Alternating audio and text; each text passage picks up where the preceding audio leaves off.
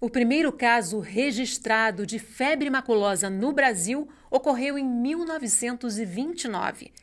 Mais de 90 anos depois, a falta de informação ainda é um obstáculo no combate à doença. Os primeiros sintomas são parecidos com o de várias outras enfermidades. Tanto que, nas últimas décadas, a maior parte das mortes por febre maculosa teve o diagnóstico inicial de dengue. Foi o que aconteceu recentemente, também em São Paulo. Febre maculosa. Esse é o tema em questão no programa de hoje. Nossa convidada é a pesquisadora do Instituto Oswaldo Cruz, da Fiocruz, Elba Lemos. Ela que participa de forma virtual. Muito bem-vinda, obrigada pela participação. Eu que agradeço a oportunidade de estar aqui. É extremamente oportuno, a gente está falando de um tema muitas vezes negligenciado, não lembrado, não colocado na pauta, na inclusão, né, do diagnóstico, e que é uma doença que, quando ela está presente, não sendo feito o diagnóstico, é óbito, com certeza. Em que circunstâncias se dá a transmissão? É uma doença transmitida por bactéria através do carrapato, né? Que tem como Isso. hospedeiro principal as capivaras, mas nem sempre, né? Não, vamos embora lá, vamos lá para poder acertar. E é importante que você coloque essa pergunta de forma provocativa, porque a gente precisa eliminar o equívoco. A doença é uma doença infecciosa, aguda, não é transmissível, ela não passa de uma pessoa para outra. A transmissão é feita pela picada do carrapato. O carrapato, que é o reservatório, é o carrapato, um animal invertebrado, e ele é um animal extremamente bem-sucedido, que pode estar infectado pela bactéria, que é a Rickettsia, que causa febre maculosa, e também por outros agentes. E é um detalhe muito interessante, que o carrapato ele tem um ciclo de vida, esse carrapato que tem importância aqui para a gente, principalmente aqui nos estados da região sudeste, Que é o que é o carrapato estrela, né? Amblioma sculptum, ele é o reservatório. Quando você fala na capivara, se não tiver a capivara, a febre maculosa pode acontecer, porque ela é importante para amplificar, ela é importante para poder alimentar o carrapato, que é reservatório. Como é o maior roedor do mundo, com uma área física imensa, né? Enorme, quando a gente compara com o cachorro, por exemplo, e por ser animal silvestre, pode estar repleto de carrapato. Então, a capivara, assim como o cavalo, são esses dois principalmente que são as principais fontes de alimentação desse carrapato, que é o vetor transmissor e reservatório também. Então, é muito importante esclarecer isso, por isso que a tua pergunta foi muito pertinente logo no início, para a gente poder esclarecer. A capivara, assim como o cavalo, assim como o cachorro, a anta, o animal que tiver naquele ambiente, esse animal vai ser extremamente importante para servir de fonte alimentar para o carrapato, porque é ele quem vai transmitir, é ele que vai manter a rickettsia. Como que mantém? Vai manter através da transmissão transovariana, porque o carrapato vai fazer a fêmea, né?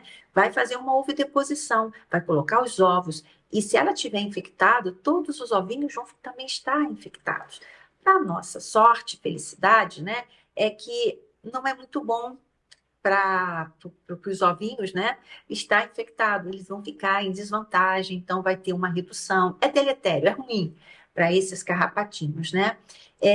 Mas só quero assim reforçar mais uma vez, porque na maioria das vezes tem sempre o conceito equivocado, né? De que é a capivara, a capada, porque a capivara, não.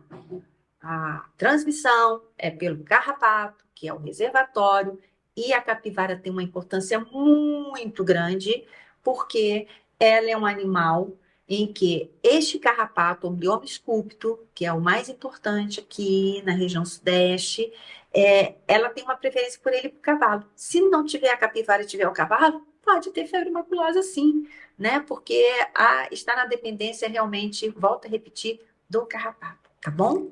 Elba, inclusive, deve-se ter cuidado com os pets, com os animais domésticos em regiões assim silvestres. A pessoa vai passar uma temporada no campo, leva o seu animalzinho, tem que ter certos cuidados também, porque ele também pode é, é, pegar esses carrapatos. É claro, óbvio, porque na verdade não precisa ser nem seu pet, você mesmo indo para fazer uma caminhada, você fazendo um ecoturismo, você pode trazer um único carrapatinho, uma carrapata, vamos colocar assim, um Uhum. carrapato fêmea infectada, né? E aí o que acontece? Ela vai fazer a ovodeposição na tua casa. Se você tem dois ou três cachorrinhos, o que que vai acontecer? Esses carrapatos vão parasitar. Então, os cães vão passar a ser uma fonte alimentar, tal como a capivara, o cavalo passa a ser amplificadores, vão amplificar e você pode ter infecção. Eu vou contar uma coisa que aconteceu em 2011, só para exemplificar e exemplificar de uma forma mais extrema. Em 2011, 11 de janeiro de 2011, eu guardo muito bem, que é aniversário do meu filho, e foi a sorte que a gente desistiu de ir para a região serrana, nós tivemos aquele desastre horroroso, que mais de 900 pessoas morreram, Petrópolis, Teresópolis, né? Pegou toda essa região serrana. E aí o que aconteceu? Da mesma forma como resgataram as pessoas, resgataram os cães também e levar esses cães para diferentes ONGs protetoras de animais. E uma delas, chamada Suípa, aqui no Rio de Janeiro, abrigou uma série de cães trazidos aí da região serrana. Adivinha o que aconteceu? 5 funcionários morreram. Não sei se você sabe. Isso está publicado, jornal, a gente também publicou, chamando a atenção. E quando fomos fazer a avaliação dos cães, foram mais ou menos, acho que 117 cães, 114 deles estavam com sorologia acima de 2.000, mostrando realmente que houve, né? E eu posso contar outra história. E não necessariamente você até entrar numa região silvestre, porque existem duas situações, né, para você adquirir a febre maculosa. Ou você entra num ambiente em que ela está circulando lá, porque a gente sabe que o carrapato ele se alimenta de animais nas 3 fases da vida dele, a larva, a ninfa e o adulto. A larva é o bebê, né, o carrapato bebê. Eu sempre falo de forma para poder assim entender melhor. Uhum. Então essa fase ela precisa se alimentar, então ela parasita de repente um cachorro, passa 14 dias, se alimenta de sangue, cai, solo, transforma-se em ninfa, né, que seria o adolescente, se alimenta de novo, cai no solo, e aí na fase de vida livre, que ela passa a maior parte do tempo, e depois tem necessidade novamente de ter a hematofagia, né, de ter mais sangue para se alimentar. E aí depois se transforma em macho e fêmea, novamente precisa se alimentar, vão assim, então ter o acasalamento, aí a fêmea vai colocar os ovos e continua todo o ciclo. O que que eu quero dizer com isso? É que, na verdade, a questão não é só você entrar num ambiente silvestre, lá vai ter anta, vai ter capivara, mas a outra situação é quando você transforma o seu entorno e você traz a situação para perto de você. Você traz a capivara para perto de você, né? Quando você deixa resíduo de comida, oferta alimentar para ela, você permite que tenha outros animais circulando. Porque, na verdade, a febre maculosa, ela tem, assim, relatos que deixam a gente exatamente impressionados e tristes mesmo, né? Então, imagina uma jovem iniciando seu pós-doc e ela encontrou um cachorro, um cãozinho na rua, levou para casa dela. É, 14 dias, 10 dias depois, ela estava morta, ela morreu de febre maculosa. O que eu quero chamar a atenção é que não necessariamente você precisa adentrar numa área silvestre para você trazer um carrapato infectado. Basta você pegar na rua, corre o risco, né? Porque, na verdade, o que acontece é que nós, seres humanos, nós somos o final. A gente não vai dar, a gente não vai perpetuar a bactéria, né? Nós somos o que a gente chama de hospedeiro final, acidental final. A gente não dá continuidade, porque a gente morre se a gente não trata a febre maculosa causada pela Rickettsia ricketts. É diferente, por exemplo, de animal silvestre. A capivara já está adaptada, já foi selecionada. Algumas espécies de cães também, né? O que chama de raça não definida, tem mais resistência do que um pastor alemão, por exemplo, que morre igualzinho a gente, tem um quadro clínico muito parecido. Então, essa moça acabou falecendo, né? Porque ela levou o cão para dentro de casa, um cão que estava com carrapato, e no final, até os cães mesmo dela também acabaram com infecção e a gente identificou isso através de teste sorológico, né? Então, isso mostrando realmente a preocupação que a gente tem, porque é carrapato. E eu sempre falo, depois dos mosquitos, os carrapatos são os maiores transmissores de doença. Só que tem um detalhe, Diferente do mosquito, que pica, rapidamente sai, o carrapato não. Ele necessita de um tempo. E esse fator tempo é muito importante e é favorável para nós na questão de prevenção. Porque o que a gente tem que fazer é não permitir que esse carrapato fique aderido mais do que 3 horas no nosso corpo. O tempo é necessário mínimo para que ele possa sugar o nosso sangue, porque na verdade ele tem um aparelho bucal, né? E que é todo já especializado, né? Que ele tem tipo uma tesoura que a gente chama de quelícera, ele corta, introduz o aparelho bucal, ele faz depois, abre como se fosse uma âncora e joga uma substância, que essa substância tem, assim, substância para evitar coagulação, para sentir, para não sentir dor. E o que acontece? Começa a sugar o sangue, tipo um cimento que fixa, tanto que é aplicado, se você puxar, quebra o aparelho bucal. Você tem que saber direitinho para fazer uma rotação para poder tirar o carrapato adulto, né? E aí o que acontece? O carrapato, lembra que eu falei que tem transmissão transovariana, né? Uhum. Também tem uma presença muito importante da riquete nas glândulas salivares desses animais. São esses dois órgãos que passam a ter muita importância: os ovários, para a transmissão transovariana, e a glândula salivar, porque o que acontece? No momento que o animal começa a sugar o sangue, o carrapato começa a sugar o sangue, começa a ativar metabolicamente as glândulas salivares. É como se fosse uma cultura de célula, e com isso começa a multiplicar também as riquetes. E o carrapato literalmente cospe, A bactéria na joga gente. exatamente. Então, isso requer um tempo. Por isso que é importante deixar uma mensagem de que não deixe o carrapato ficar aderido no seu corpo mais do que 3 horas. Elba, o que que acontece a partir do momento em que esse carrapato pica a pessoa e fica aderido mais de 3 horas? Essa bactéria cai na corrente sanguínea, o que que acontece com o organismo? Essa bactéria ela cai na circulação sanguínea e linfática também. Lembrar que ela é parecida com vírus porque ela é obrigatoriamente intracelular, é diferente de um estafilococcus, né? Então precisa entrar dentro de uma célula. E adivinha qual é a célula que essa bactéria tem tropígio? São as células do endotélio, são as células endoteliais da parede do vaso sanguíneo, dos microvasos, principalmente. Então, o que acontece? Essa bactéria, ao invadir, ela começa a destruir, a se multiplicar, aí rompe, vai para outra célula, e junto com essa destruição gradativa, continuada, né? Sem freio, associada a todo o processo inflamatório que começa a acontecer em paralelo, se a gente não aborta esse processo logo no início, com antibiótico terapia adequada, correta, essa bactéria vai destruir de tal forma a parede do vaso que a partir lá do 7º, 10º dia, mesmo você dando antibiótico correto, você não vai conseguir acabar, você não vai conseguir interferir mais, porque já destruiu. Não é mais a questão da bactéria em si, é a destruição que causa. A vasculite, aquelas lesões que a gente identifica no paciente, são verdadeiros ninhos de riquetes que destruiu a parede do vaso. Né? Então, se você demora, e aquilo não está só na pele, tá? Em todos os órgãos e tecidos, porque vaso sanguíneo a gente tem em todo o corpo, né? E aí o que vai acontecer? Por isso que quando a gente pensa na febre maculosa, né, no diagnóstico que tem que ser incluso, sempre ser incluído no diagnóstico quando a gente pega um paciente que tem história de picado de carrapato, um indivíduo que, mesmo que não tenha história de picado de carrapato, mas foi para uma região cheia de animais, fez caminhada, né?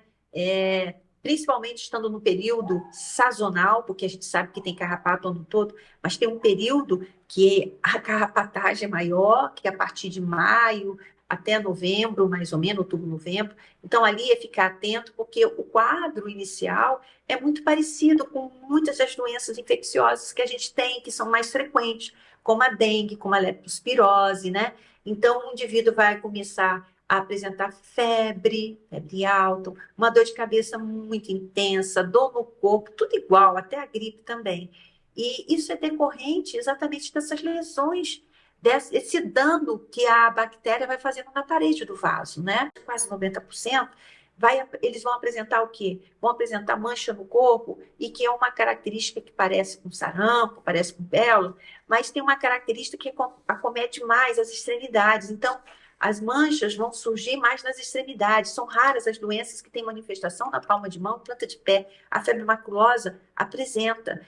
tem um problema. O indivíduo negro, a gente tem que ficar atento, porque se o médico não examina direito, o que que vai acontecer? Vai dizer que não tem mancha no corpo, não tem. Então, é maculopapular, manchas, né?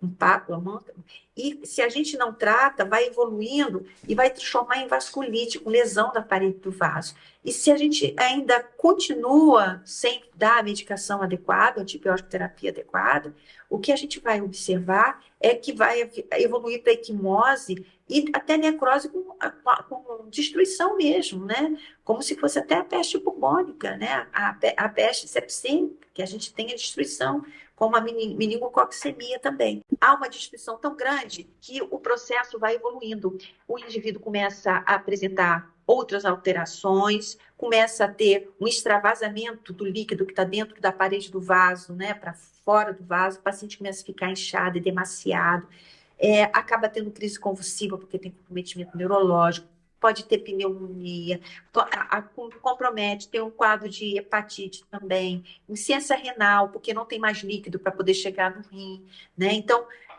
os exames de bioquímica começam a ser alterados, o paciente evolui para o coma, crise convulsiva, e no final evolui para o óbito com falência múltipla dos órgãos, porque destrói tudo. Existe um outro dado também, que é consequência dessa interação da bactéria com o nosso corpo. No momento da doença, de forma totalmente diferente do que a gente observa na dengue, não tem diagnóstico sorológico presente. O que significa? Se coletar o sangue de um paciente que está no terceiro ou quarto dia de doença e febre maculosa, vou fazer o teste sorológico, vou ver IgM, não tem anticorpo na maioria. Por quê? Na dengue, é uma reação nossa contra o vírus da dengue. Então, a gente tem uma sorologia positiva logo de imediato. Na febre maculosa, não, porque vocês vão se lembrar que a ação é ação direta, a bactéria destruindo a parede do vaso. Então, não deu tempo de produzir anticorpo. Então, a gente não tem anticorpo. Então, não pode esperar de maneira nenhuma teste laboratorial para fechar o diagnóstico. É uma doença muito parecida com a meningococcemia, com a sepse, com a endocardite aguda. A gente pensa na doença e pode ser febre maculosa, coleta-se a amostra de sangue para poder fazer todos os testes e vai iniciar o tratamento que a gente chama de empiricamente, que significa no escuro, não tem que esperar. E aí, doutora Elba, se não for febre maculosa, confirmou depois dengue, ótimo, suspende o antibiótico, né? Mal não faz, né? É melhor do que depois não ter mais tempo, né? Vamos só fazer um paralelo. Quando você tem um indivíduo que foi exposto ao HIV, a gente não faz o PEP? Faz o tratamento Uhum. pós-exposição? Tem o tratamento Entendeu? preventivo, inclusive, né? Pós-exposição. Uhum. Então, assim, é uma prevenção para óbito, que se for e ficar na dúvida, morreu, né? Então, não dá para a gente brincar, né? Então, Mesmo sem confirmação, então a orientação para os médicos é que se inicie o tratamento, já que o resultado sorológico, né, a prova sorológica vai demorar para inicia o sair. tratamento no escuro, empiricamente. Infelizmente, há muito diagnóstico de exclusão. O que significa isso? Chega uma amostra no laboratório, é dengue. Dengue porque é mais frequente, é um maior número.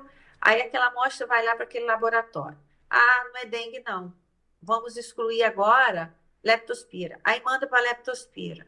Manda para leptospira para pesquisar, não é. Muitas vezes chega no meu laboratório aquela amostra que já foi manipulada, aquele restinho. E aí a chance de eu recuperar o genoma, o material genético da bactéria passa a ser reduzida. E aí a sorologia vem resolver isso, porque aí a gente consegue, através da sorologia, confirmar o diagnóstico. Então, basicamente, no dia a dia, na prática, a gente faz o diagnóstico ou através da biologia molecular ou sorologia. Mas a gente tem o isolamento, a gente tem a imunistoquímica também, que na maioria das vezes é o paciente que evolui para o óbito e a gente faz uma imunistoquímica. Agora, Ok? o tempo é fundamental nessa doença, né? Quanto antes começar o tratamento, melhores as chances de evitar esse agravamento, né? Perfeito. Por E isso, pela própria história que eu contei para você, né, aham, Dari? por Mas isso irreversíveis, o né? diagnóstico clínico, ou seja, do médico, ao fazer o que eles chamam de anamnese, né? Ao perguntar ao paciente o que ele está sentindo, onde ele esteve, etc e tal. Esse é o grande momento de detectar, né? É clínico epidemiológico, né? Clínico tem que ser compatível, febre maculosa pela riquete tem que ter febre. É importante perguntar para o paciente, sim, onde ele esteve, quando, como e onde, que são perguntas básicas, né? Na verdade, sempre lembrar que aí é uma preocupação que não é só a questão do profissional de saúde, não. Não é só o médico, o enfermeiro, o auxiliar de enfermagem. A gente tem que passar a questão do conhecimento, como vocês estão fazendo. Eu até sugiro que divulguem entre a população, porque a população ela precisa se tomar consciência e se apoderar do conhecimento. Porque, na verdade, a gente muitas vezes fala, porque foi fazer um, um ecoturismo, ou foi no caso desse grupo, né, que acabou falecendo, que foi assistir o show e foi uma feijoada lá numa fazenda em Campinas, né? Na verdade, voltando até uma situação de você estar indo para um local, mas as pessoas convivem, tem locais que as pessoas convivem o dia todo com carrapato, né? Então, assim, a orientação é que eles se apropriem do conhecimento do como que a doença é, porque quando acontece uma epidemia, como acontece com a dengue, as pessoas só vão pensar em dengue. Então, o profissional, e eu digo que o profissional que está ali numa emergência, eu já fui médica de emergência e eu sei o que é isso, a gente trabalha quase que no automático, né? Então, é muito perverso também o profissional de saúde, em plena epidemia de dengue, chega lá com febre, você vai pensar em dengue, porque é dengue. Mas aí é fundamental que a própria população chegue e fale assim, doutor, como já aconteceu com uma criança que a gente conseguiu atuar, que foi maravilhoso, né? Uma menina negra de 14 anos, que estava em fase de adoção para uma grande empresária em Niterói, e a menina só não morreu porque a que seria a mãe dela, depois adotiva, insistiu. No primeiro hospital não acreditou no que ela estava falando, mas no segundo não, acreditou. E foi a sorte, que foi realmente febre maculosa. Então, no momento que você se apropria do conhecimento, e aí o jornalista, ele tem uma importância muito grande, a divulgação científica tem uma importância muito grande, porque vai fazer uma diferença entre vida e morte, muitas vezes.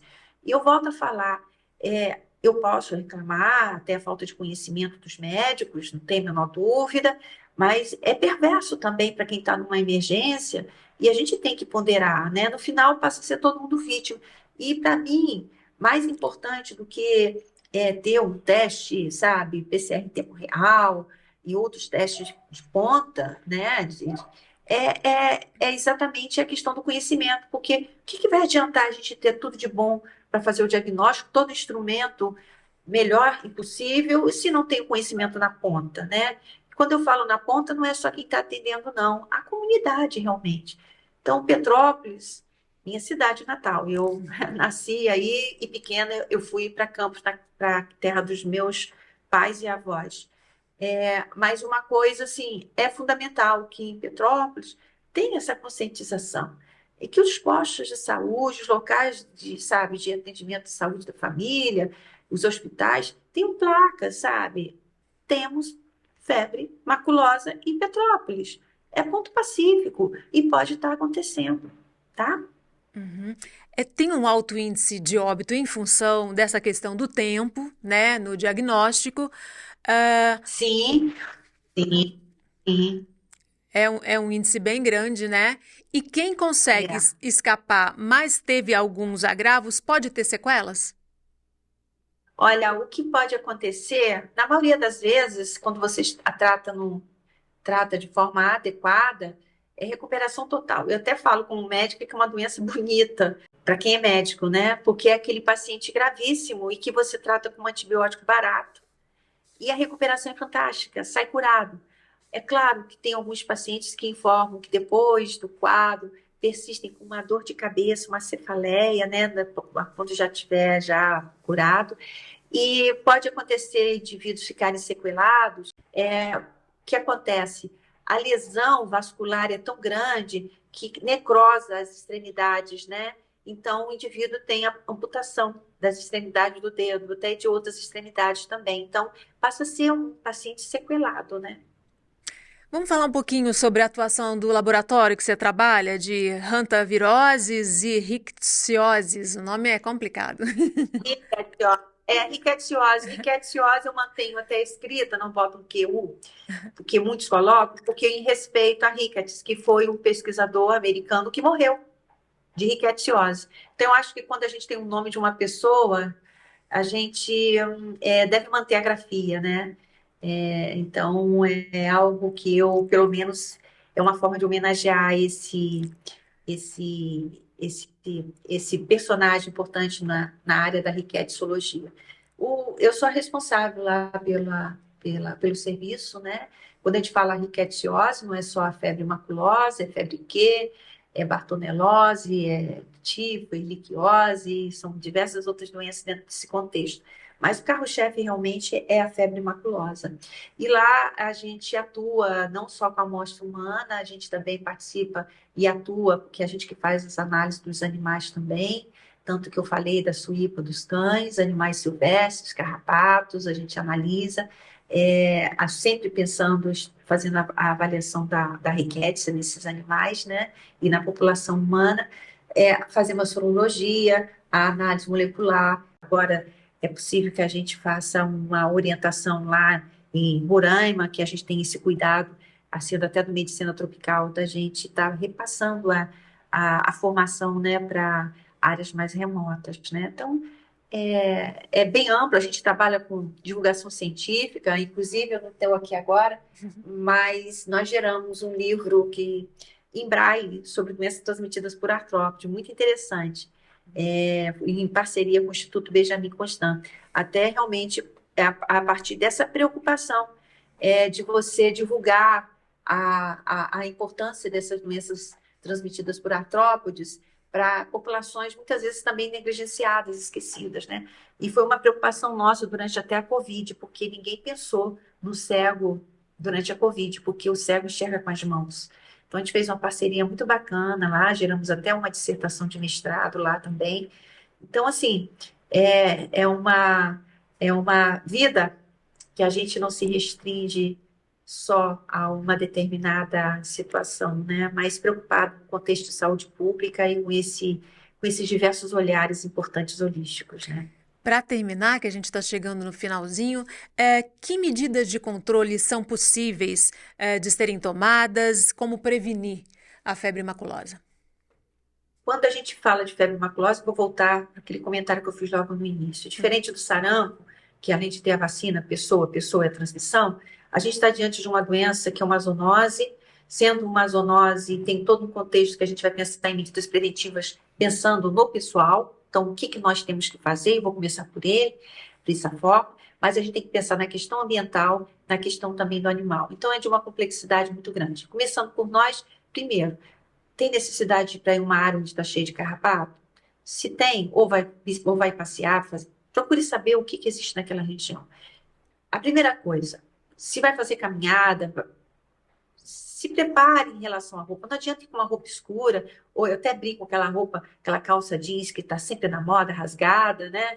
Ou de shortinho, adentrar numa área dessa, porque você vai ser uma fonte mais segura de parasitismo do carrapato, né? Roupas claras, se você puder botar até fita de dupla face, né? Que foi uma coisa que eu inventei lá no finalzinho da década de 1980, quando eu estava fazendo mestrado e depois o doutorado, em 1990, eu vejo que as pessoas utilizam agora, e é muito interessante que além de fechar por ser dupla face, você vai fazer com que os carrapatinhos fiquem todos aderidos, né? E é uma coisa que facilita o uso de repelente, não só em você, mas também na roupa, prender o cabelo, né? Evitar de sentar em tocos, né?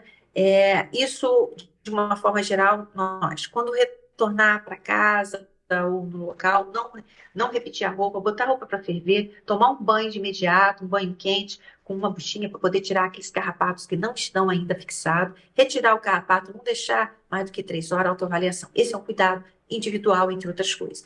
Ou a questão do ambiente. E aí a coisa passa a ficar muito complexa, porque primeiro você tem que ter uma capacidade de observar o local. Se você vê cão solto, cavalo, misturado. Aí você vê que também tem perto a área silvestre, um mato alto, aquele mato, sabe, de braquiária, tudo sujo, com resíduo de comida. Isso aqui é um indicador de que ali não está agradável, porque se tiver o cavalo e tiver também o carrapato, aquele mato alto, o sol vai incidir pouco em um ambiente ótimo, um microclima para o carrapato. Então, ali já é um ambiente que você já, epa, aqui já estou correndo risco, né? Então, assim, é fundamental que seja uma área em que tenha grama bem baixa, que não tenha mistura de animais, que seja cercado, para que impeça, por exemplo, o acesso da capivara para o ambiente, porque ela pode estar transportando. Então, é complexo, não tem vacina, não tem porquê de usar medicação como profilaxia, está errado. O que você tem que fazer fui picado de carrapato, estou com medo. O que você vai fazer? Você vai fazer observação. Se eu começar com febre, já do segundo dia até 2 semanas, procure um médico de imediato. Olha, fui picado por carrapato e comecei com febre. E aí o médico vai iniciar o tratamento daquela forma que eu falei depois de fazer a coleta de sangue. Ok, infelizmente nosso tempo terminou. Agradeço muitíssimo sua participação, Elba. Espero que seja aí de ajuda e fiquem atentos, que febre maculosa não é brincadeira, não. Ela tem que ser pensada sempre, sim, mesmo que seja uma doença menos frequente que o dengue, tá bom? Ok, e a gente tem um encontro marcado no próximo Em Questão. Espero você. Até lá.